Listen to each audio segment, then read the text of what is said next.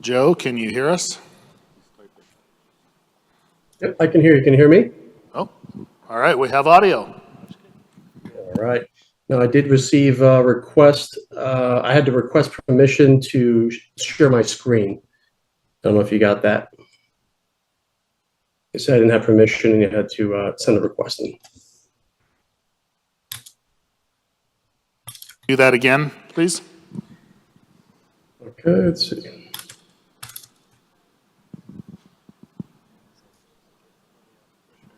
It says someone else is sharing. I just hit the OK button.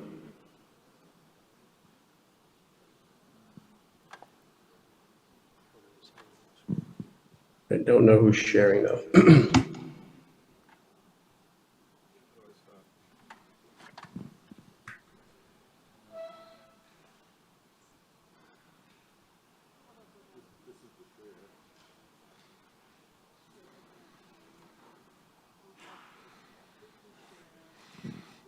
Stand by, Joe. Sure.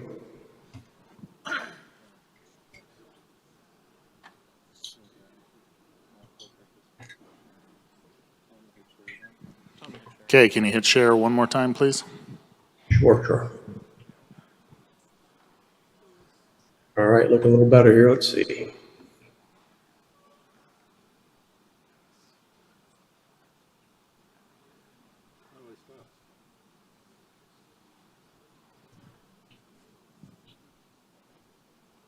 You guys see that? Not yet.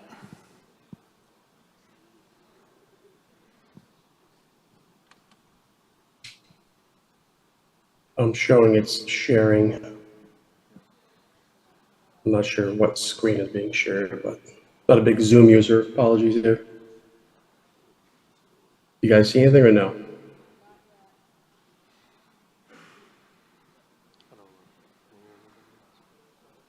There we go. Okay. We're good. Okay. Are you seeing my notes as well, or you're actually seeing the presentation screen with just the slide?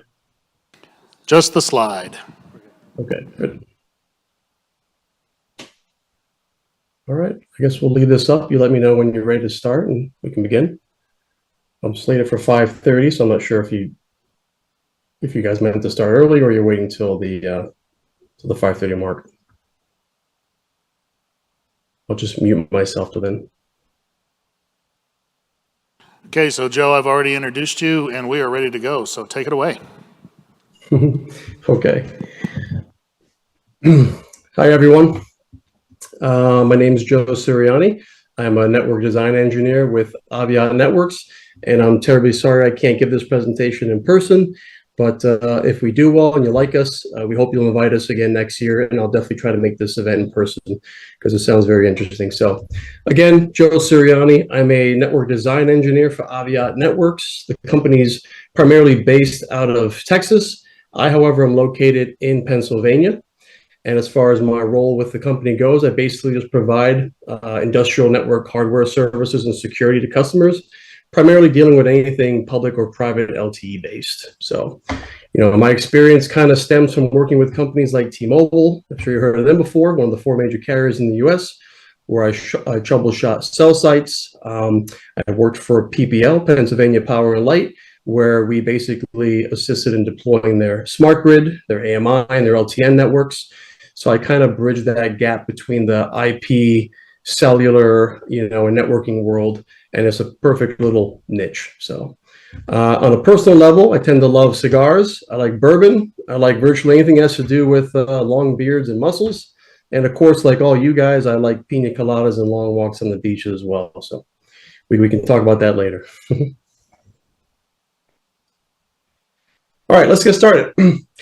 In 2016, the famous Mirai botnet attack occurred due to a poorly secured IoT device and like a camera, for instance, and basically was launched a massive denial of service attack that disrupted major websites and internet services for a long, long time.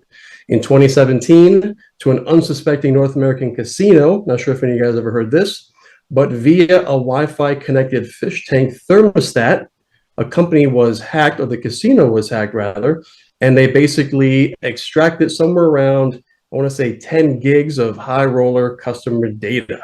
All right, this caused huge damage to the company, to their reputation, and there certainly was a financial loss as well. So around the same time, the medical industry, known as the St. Jude pacemaker vulnerability hack, which occurred, gave hackers the ability to actually make all kinds of changes on pacemakers. More importantly, they had the ability to stop these pacemakers if they wanted to, which is a bit of a scary thought, right? And of course, in 2021, for those who remember, let's not forget about the infamous Colonial Pipeline hack. Right? This was a huge, huge compromise. This came from a compromised password, actually, believe it or not. And a well-known ransomware group basically held the data hostage. They encrypted it. They requested a significant amount of Bitcoin to get it back. And it's a very scary situation, because you're not guaranteed to get that data back, if at all. And if you do, there's no guarantee that the hackers are not going to sell it to the highest bidder or your competition, right? So I want to spend this time basically diving in and learning how we can better secure our routers, how we can secure our networks, our good company's name, right? Our reputation. We want to stay out of the media for any negative, reasons like such. All right? For no good reason whatsoever, I do like and tend to promote shameless memes like this with myself and funny quotes on them. My stepson's a photographer, took a bunch of headshots, and he left a nice big gap in the upper left here. He's like, go ahead, have fun with that. So I do.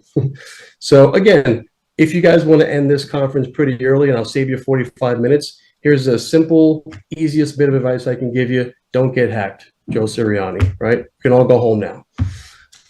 Here's another one for you. Please do not use admin for your user password. All right. I can't see anyone, but I want to ask, has anyone in the audience ever done this before? Hopefully no one raised their hand, but if you did, don't worry. You're in good company. You know very well you're not the only one who's done so. How about this? Please do not leave the user and password written on a sticky on the inside of the cabinet. Thank you. Right? We've seen that before. It's really heavily done in the power industry sometimes. So we need to really be wary of things like this. So of course I'm being funny, but I share these things for good reason, because we need to understand that no matter how good the product is, no matter what device we're using, if it has all the bells and whistles that one can imagine when it comes to securing our networks, it's only as good as if you do your part here, right? Not taking those extra steps to leverage things in these cell routers, these awesome technologies that are being released. If you're not doing things like utilizing firewalls, right? Not allowing these overly permissive rules like sources of any. We shouldn't be putting rules out there that allow any to come to our router. We should be using encrypted VPN tunnels. This is all stuff I think we know, but some folks don't leverage them. And dare I say, it's kind of my way of saying they're being lazy, and we really must not allow this. If we have the ability to use VPN tunnels, we should be using them, especially if we are public facing. If we have public IP addresses on our devices, that means that IP can be reached from my home office desk PC. And if I can reach that, then I have the opportunity to try to penetrate that IP, whatever it is, right? Things like 2FA and so on, all these features that benefit security but are not being used for whatever reason. This is basically like having your equipment secured behind the walls of Fort Knox, but you leave the key on the front placemat or under the placemat for any old person to grab, okay? We must avoid this. We need to leverage some of the available features that are necessary to secure our data. And for some company owners and business owners, we're going to have to really push our employees to make this happen, all right? So first and foremost, harping on those weak usernames and passwords, when we can harp all day on employees to not use these things, to not use weak usernames and password combinations, right? An even better option, in my opinion, is going to be these devices should be leaving the manufacturer with the ability to not use admin, right? Weak passwords like admin. We should be leaving the manufacturer's company with some kind of a complex username and password, something preferably that is randomly generated, right? Because the biggest challenge is to get employees to do away with these weak defaults, right? And put something more complex in. They want it easy for themselves as well. And that can be very costly for a company. So at the very least, we should be having devices leave the warehouse or leave the manufacturing facility with complex usernames and passwords. At the very least, they should be using a minimum of uppercase, lowercase, alphanumeric, and special characters on their passwords. All right. So when you're using complex passwords like this in combination with good firewall rules, like not permitting, using overly permissive rules with any in them, right? We're denying those things like GUI access and command line interface access, port 22, port 80, port 443. You combine a good username and password with those firewall rules. If you were to accidentally deploy one of your routers in the field, you're going to avoid intrusion attacks like such, right? You want to avoid things like what you see on the screen here, which is very common in my industry, where this device is receiving a dictionary attack, right? It's harping on the hope that it's going to find that box that is using that weak admin password, or admin 1, or user 1, and so on. You can often, let me grab a pointer here. You can often identify these because you see the logs are riddled with these alerts that say SSH password, local authentication failed, and look at what they're trying to attempt. User 1, user 2, and believe it or not, they at times will gain access to boxes like this and therefore backdoor into your network, okay? If you were to take a public IP like this and throw it into a malicious database, like abuse IP database, you'll see this particular IP here is a real example. It's been flagged at being used 170,000 times as being a malicious IP. Okay, we want to avoid things like this, and this can be easily avoided by removing some of those defaults. And again, that user, that bot, that program, whatever's attempting this dictionary track, it should not even gain access to the SSH command prompt. What business does it have getting even this far to attempt that? So maybe this person has going for them a complex user and pass, but we don't even want them getting to the command line to attempt this, right? Because even if you do have a complex user and pass and you feel, safe, what you're doing here is the attack is still loading up and bogging down the logs, right? We can't see the more important alerts here because it's being overrun with all these single authentication failure alerts. So in one way, shape, or another, this is not what we want. I would argue it is best if we can find devices that leave the manufacturer without admin, and maybe something more complex, like the example you see down here below. Okay. Let's jump into hardware security. I think physical security is usually overlooked a lot. I rarely hear it in the industry, and I rarely hear it touched upon these days. And we're going to have incidents and scenarios where there's just simply companies can't, flat out, they're unable to secure a location from physical access. Whether it be a cabinet sitting in the middle of a field somewhere, we just can't put a fence up. There needs to be a way in today's routers where we can support securing proprietary information.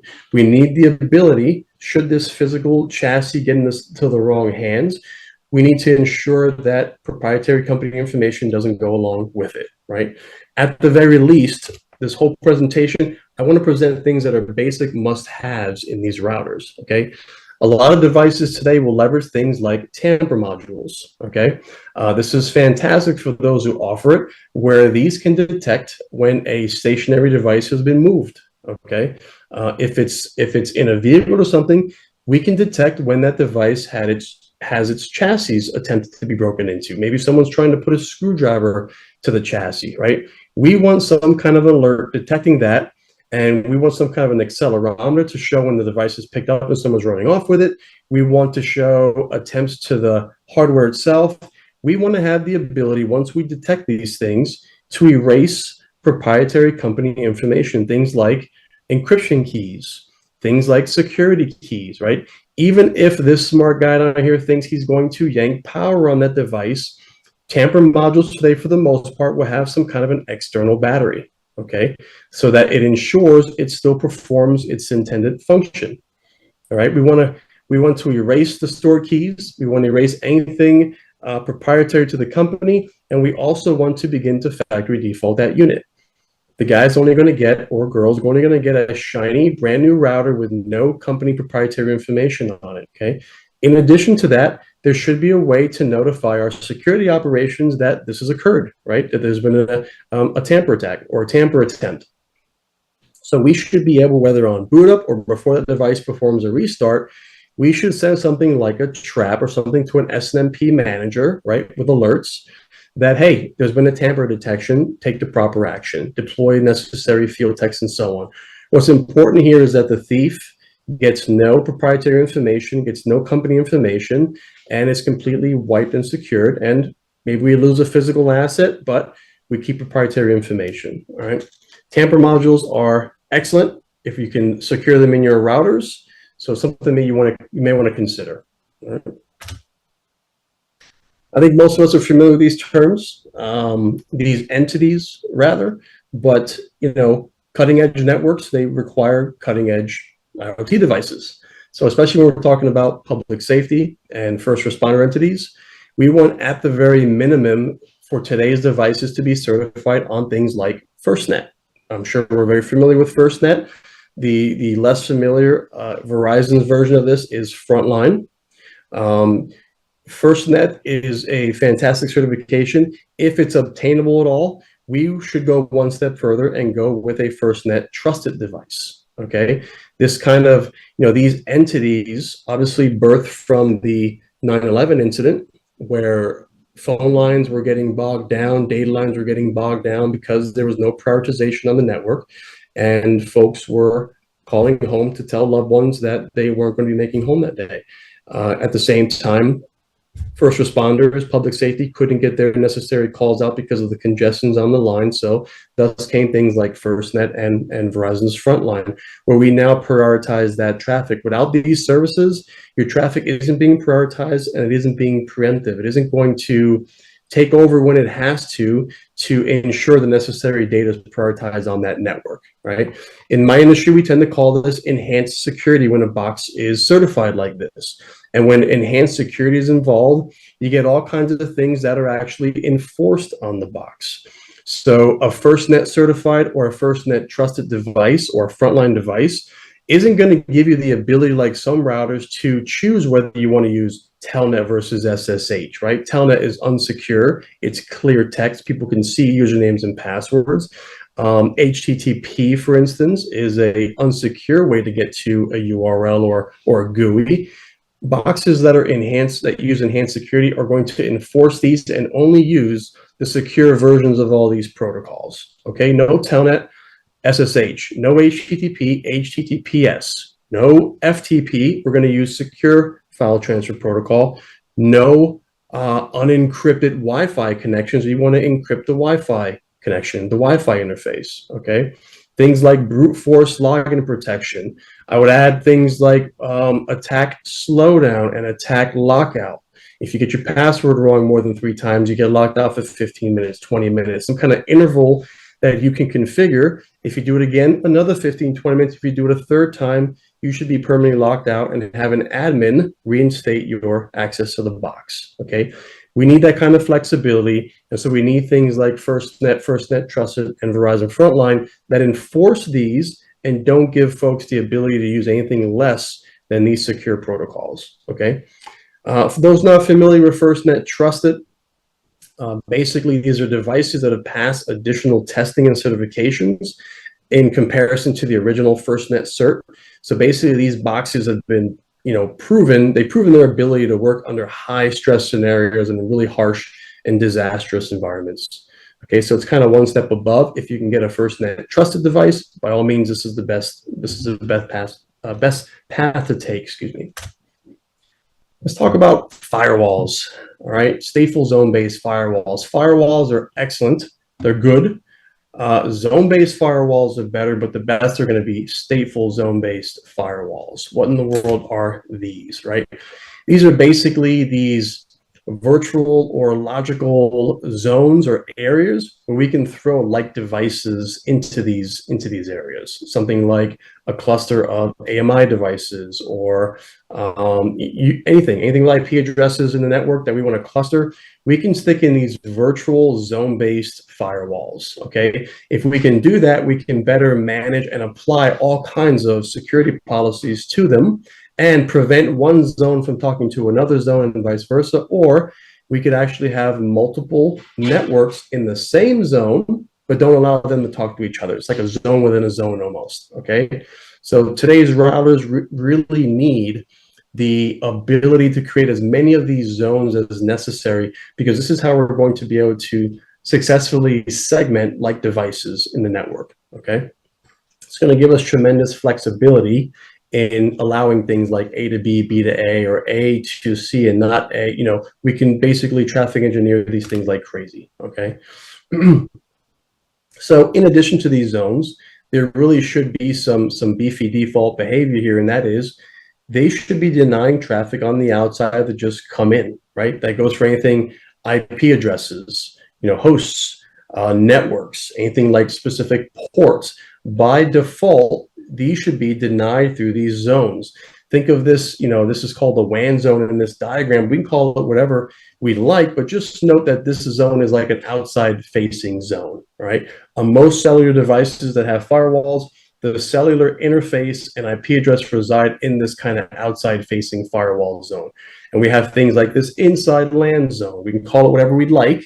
We can put whatever subnet we want in there, but this gives us the flexibility to deny outside traffic to come in. By default, if accidentally deployed, we are not going to get a third-party intrusion to the GUI or the command line, because by default, we should be denying all this stuff until we strategically come in and place the proper rules to allow the necessary ports and services that we want allowing come through this router, right? We want to be real detailed.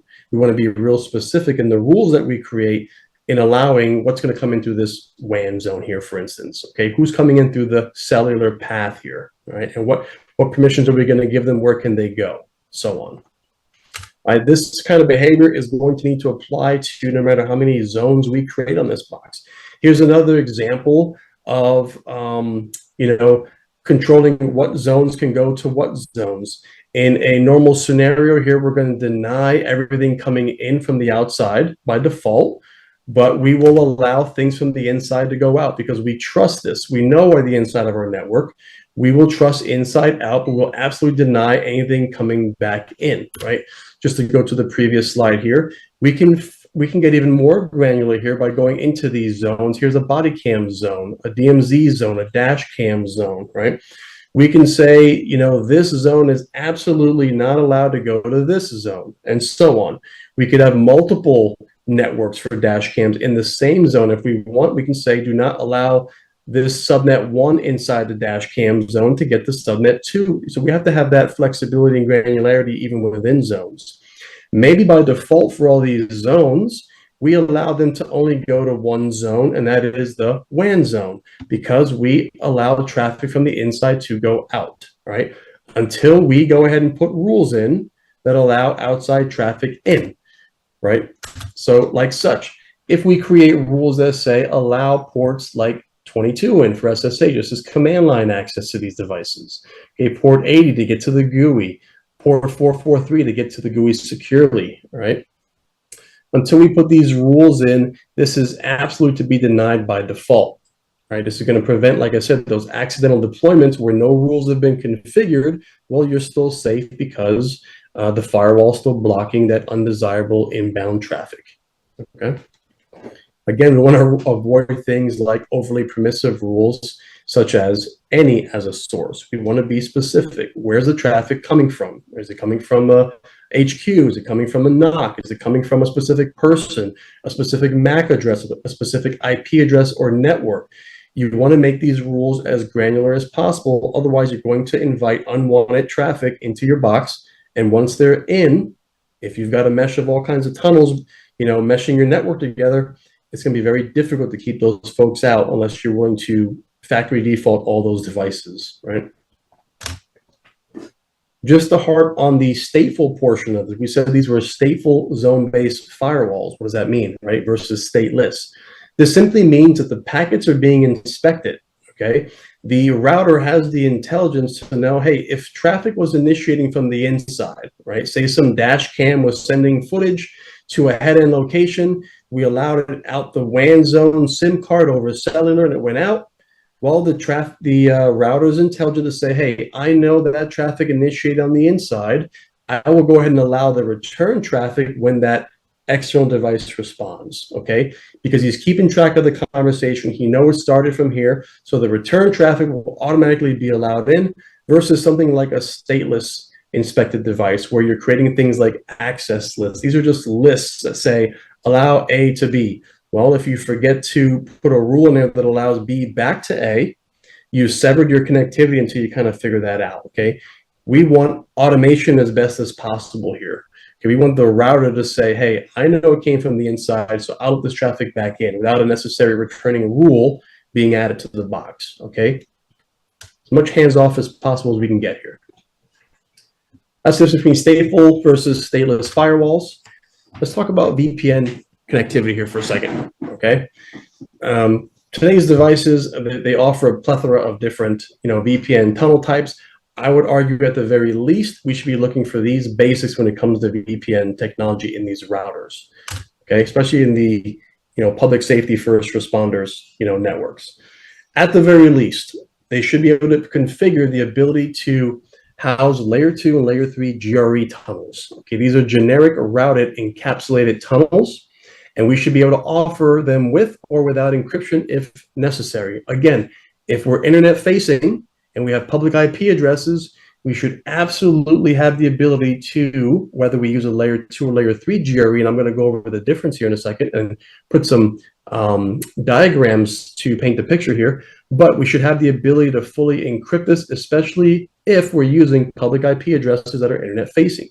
That bot attack we mentioned earlier, those programs, the folks who are setting those programs up, they know very well what the public IP ranges are for folks like Verizon, AT&T, T-Mobile, US Cellular, and they're just going to configure a program that says, hey, blast this entire subnet, and anybody responds, go ahead and just try these usernames and passwords, and they're going to just go ahead and keep, performing a denial of service attack on that box, okay?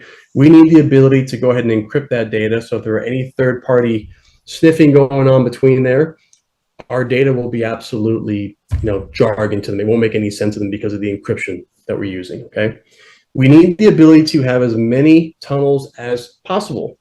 I pick on no one in the industry. I pick on no specific vendor out there, but I do know some platform that allows something like a total of 5 tunnels, 5 IPsec tunnels. That's simply not going to do in an IoT environment where we're talking about hundreds and thousands of devices, okay? So today's router needs the ability to configure as many tunnels as necessary. The only limiting factor should be how much bandwidth did you order from the carrier, and what kind of or what level of raw crypto throughput are you sending over these links before they start to get a little tight on the bandwidth section, right? Of which then you can always order bigger pipes from the carrier. So, but we need the ability to create hundreds or even thousands of tunnels if necessary. There should be no limitations on a router in 2025, okay? We need to be able to use the latest encryption and authentication algorithms offered by, at the very least, NIST standards. This is the National Institute of Standards and Technology. They tend to reveal what the basic standards are used in today's, encryption algorithms and so on. We should at least be following basic NIST standards for this, and we shouldn't be using well-known algorithms that have known to have been penetrated, okay, or easily hacked over time. We want a list of extremely complex algorithms that we can change any given time should our security operations come to us and say, hey, we're no longer using AES 128, we need to be using AES 256. We should have the ability to quickly change that and become compliant from that day forward, okay? So we're going to use NIST for those standards and guidelines. We must have devices that are interoperable, and they have to be multi-vendor friendly. They must play well with other devices, okay? We do not want to lock ourselves into a platform where we're using proprietary protocols and we're going to be left in the dust in about 3 to 4 years when the networks around us evolve because they're using more industry standard protocols, and we're left in the dust with these proprietary ones that aren't even being used anymore, and we really can't interface and interact and talk to anyone because they're using different algorithms, right, or protocols. So we must have devices today that are able to talk to commercial grade boxes such as the Ciscos of the world, the Junipers, the Palo Altos, the Fortinets, and so on, okay? We want to use open standard IEEE protocols like GRE tunneling, IPsec tunneling, and so on. If those other devices support them, we should be able to interface with them no matter what type of cell router or modem we have, okay? Don't fall into that trap where you lock yourself into a specific proprietary set of rules and now you're stuck there for years to come. We don't want to do that. We want to make sure that we can provide some type of dynamic point-to-multipoint or a partial or full mesh solution, okay? I'll show you what that means in a second here. But we really want to be hands-off. We want this network, when we set it up, to kind of automatically run on its own and be self-healing and converge very quickly when certain things break and go down and routes are no longer available. And we need something that can be a point-to-multipoint, right? Some kind of a hub that can talk to hundreds or thousands of other remote devices, right? Whether they all can talk to a hub only, or whether they can do that full mesh and talk to each other. And we'll go over that in a few slides. We also must be able to have devices that provide scalability, right? If we're going to put a device out there that's going to talk to 100 remotes, we certainly do not want to sit there and manually create these point-to-point IPsec tunnels. We want something a little more dynamic, something we can roll out a little quicker, something that can grow as we grow and also grow as we perform. Let's see how I put this. If we have a network we're putting out there and we weren't expecting for it to grow as fast as it did. So if we design a network for 50 remotes and the following year comes along and we have to add another 20 or 30, we should have a flexible network that is able to accommodate that. Not have to go in there and undo the 50 devices, rewrite the static routes and so on. We want something that can grow rapidly and be flexible enough to kind of run on the fly as needed if we have to add something, say, 6 months to a year down the road or more, okay? Just to focus on those tunnel types, the layer 2, layer 3 GRE. For those not familiar with layer 2 and layer 3, this is a reference to the OSI model. This is just how IP and networking devices talk to each other because they're following this model here. Layer 2 can be referred to for like switching. Like this is where switching occurs when we're talking about MAC addresses, MAC to MAC switching, right? Switches. And then layer 3 is like the routing layer where networking happens, where IP addresses occur, okay? So we can create these different GRE tunnel types. The big takeaway from these tunnels here is GRE tunnels, while they're great, they allow things like multicast traffic to traverse them. So if you have routing protocols, for instance, they use multicast traffic. Maybe a proprietary application you're using in your network uses multicast, then a GRE tunnel is perfect for that, okay? But it doesn't offer encryption, right? We want to encrypt that data, again, especially if we're using public IP addressing and we're public internet facing, right? So these devices really should be offering IPsec tunneling as well. Sometimes you hear an L to L or LAN to LAN, or sometimes it's called a remote access tunnel. An IP security, IPsec tunnel, this offers a full suite of encryption, okay? Where it really gets you is, though it offers encryption, it's a great tunnel scheme, it doesn't offer the ability to traverse multicast across it. That could be a problem, right? So again, devices today should be offering the best of both worlds where we can stick a GRE tunnel inside an IPsec tunnel. Okay, we should be able to take a layer 2 or layer 3 GRE and fully encapsulate it using the latest algorithms and authentication methods to encrypt that thing over the internet so that it's super secure, all right, from things like unsecure networks such as the wide area network, the internet, right? Then we have this thing called DMVPN. This is dynamic multi-point VPN. This is where we get into that hub and spoke mesh topology I mentioned. This is I would call it the cream of the crop of VPN tunnel types. All right. So while DMVPN isn't really a technology, it's more of a suite of protocols, if you will. Okay, such as multi-point and GRE, right? Not just the point-to-point, but a one-to-many multi-point and GRE tunnels. Something called NHRP that we'll talk about, Next Hop Resolution Protocol. This is basically like a routing protocol. Okay, this allows a hub site to basically keep track or a mapping of all the remote sites. It's got a mapping of their physical addresses, i.e. SIM cards for cellular devices. And then it has a mapping of those SIMs to the tunnels that were created to traverse over those physical paths.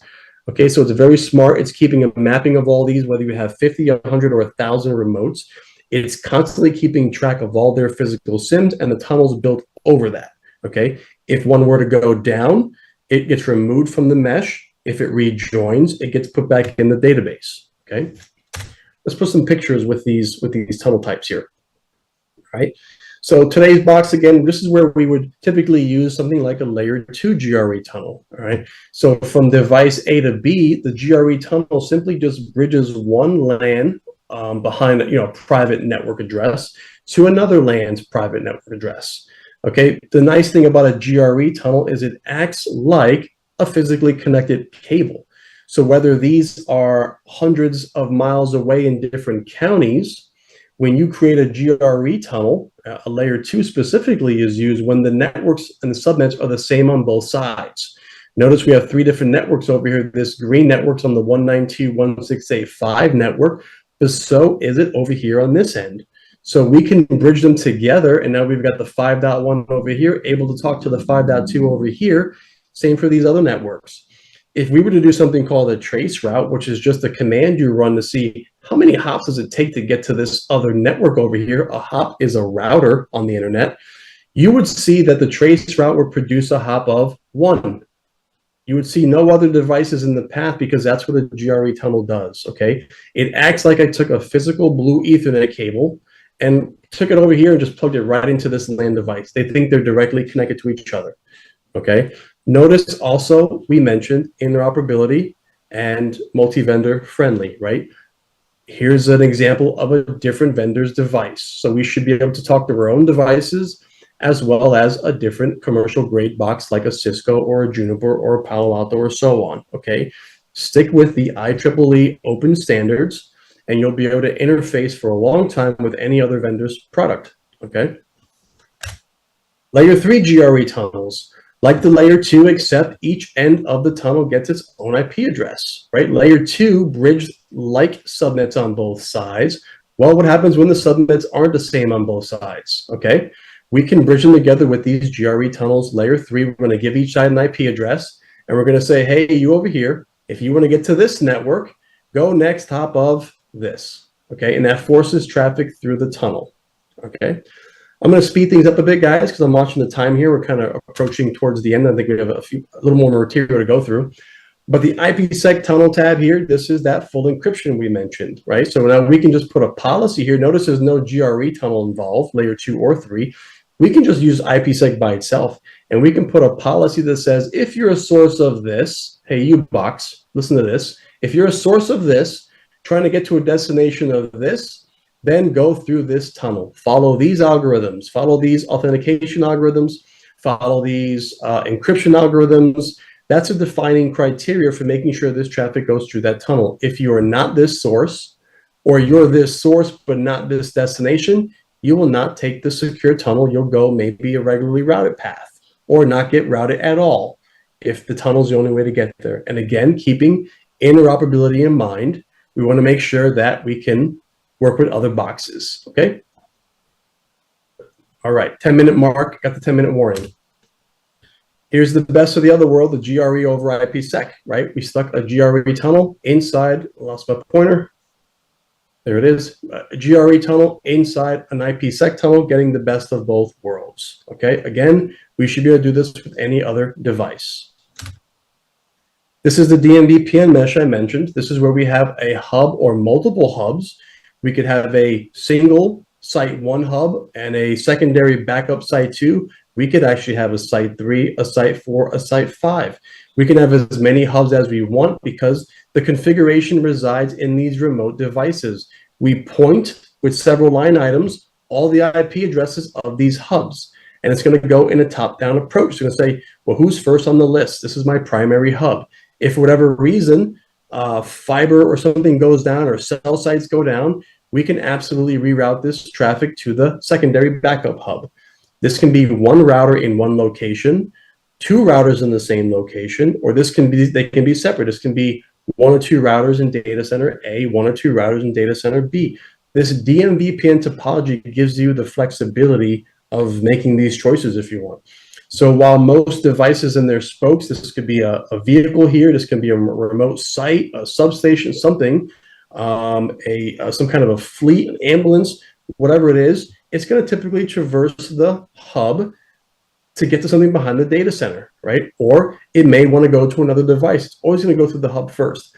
The nice flexible thing with DMVPN is it has the ability to build these on-demand tunnels through the internet or through a private LTE network to go directly to another spoke, right? So traffic comes into the hub and the hub says, hey, I got a better way for you to get there. Maybe this is geographically closer to this than this here. So why traverse to the, why send data over to the hub only to come back to some far site to another remote spoke? Well, we can throw a few extra commands in here and they'll build an on-demand, on-the-fly, secure IPsec tunnel through the internet with each other. And while this is a static tunnel, when this is no longer needed, it'll be torn down to save resources, especially if you're using public IPs or you have a data plan you don't want to blow up. This will actually get torn down because it's no longer needed and it won't come back up again until it's needed again. Okay, we call this phase 3 DMVPN, spoke to spoke instead of spoke to hub to spoke, right? Lots of flexibility with this. Again, not proprietary protocols or anything. We can interface with, these are typical Cisco devices in a data center, like an ASR 1000. So now if you're going to deploy maybe 30 boxes, we could use a like device as the hub.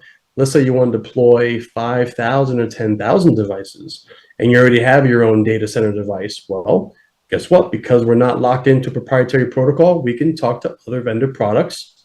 This is what you want to do. We can now send thousands of these devices to a big, beefy data center box like the ASR 1000. Okay, skip this for now.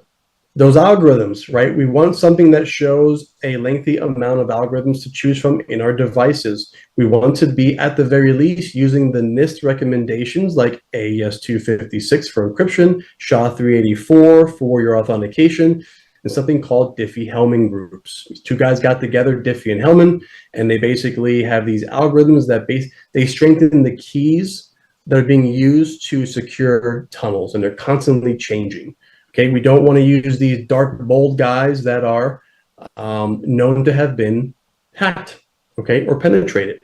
So we'll support them for backwards compatibility, but we want the ability to hit a drop down in our routers and basically choose whatever security operation says we should be running here, okay? Last to go through, guys, I think we only have a couple minutes here. I don't know if you guys are saving room for questions. Sorry we couldn't get through the whole presentation because there's a lot here, but I believe we'll be sharing the presentation and be able to send it out to you guys. You can kind of, you know, peruse it at your own leisure, because there's a lot of stuff to go through here. But let me know how I'm doing on time and if you're saving room for questions, guys.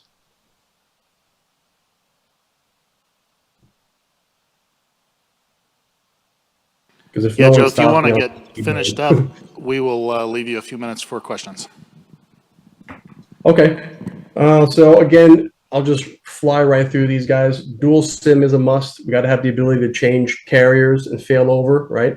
We got to have alternate path routing. If you have multiple paths to a destination and one goes down, we must be able to quickly reroute and get to the other data center or the same data center, whatever it is. Okay, it's called traffic engineering. We need to have ways to have multiple paths back to the DC, to the data center. Dynamic routing protocols. These are protocols that allow routers to learn routes from other routers, okay? So dual SIM, again, we want the ability to fail over, not only just public to public, but we're using private LTE these days, right? Anterix Band 8 is one of the most popular bands, CBRS Band 48, and so on. Today's box needs the ability not only switch over from a public carrier to a public carrier, but it should be going from a private carrier to a public carrier as well. And not only that, not only the ability to fail over from A to B, but maybe fail back over to A when it becomes available again, right? If you are paying millions for a private LTE network, do you want to stay on a public carrier? No, it's there for emergencies because the site's critical, but you need the ability or a mechanism that will allow you to check in certain intervals. Hey, is my private network restored and back up? If it is, let's go back to that, okay? That's the kind of device you need in today's private LTE network big time.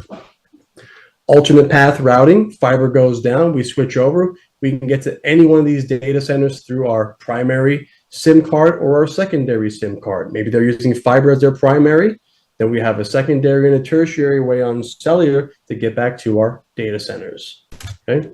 Alternate path routing, we'll kind of harping at the same thing. The dynamic routing protocols. Okay, we talked about ways for our routers to learn routes. We're not going to sit here and type 1,000 manual routes or static routes in our devices. We want them to be able to learn those big routing cables from each other.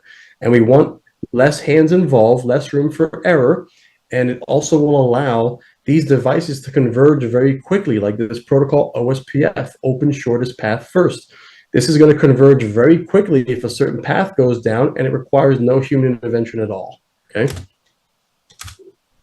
Another example here, this is the whole shebang, everything we've gone over so far, right? DMVPN with 2 hubs to the data center, multiple remote vehicles as remotes, okay?